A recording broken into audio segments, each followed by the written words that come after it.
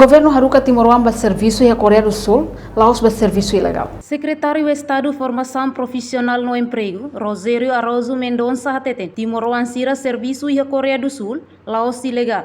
Mas durante moço pandemia Covid-19 recensia, siranya contrato hotu, no sira atu fila mai Timor, mas avião la iha, então meus ida nebe sira foti, sira tem que halai sesu sistema.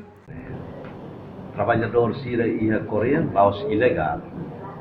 Sira hanesan serviço quando hanesan servir awat detetiana iha Covid, tempo Covid.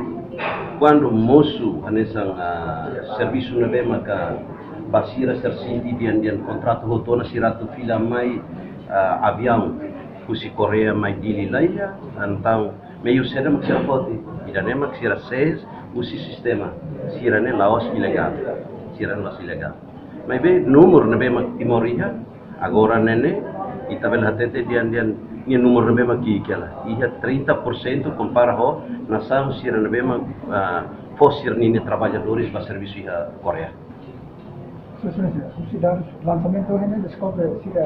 Tuirnia trabalhador Timor-Leste nebe serviço se susi sistema. O número nebe kikela iha porcento tolu nuludet.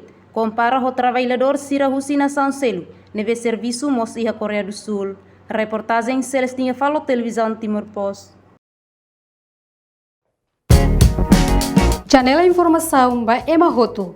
Atu atena informação atual dia kliu kita halua. Haneha botão subscribe, like, halo comentário no faz botão ba media social Hoto.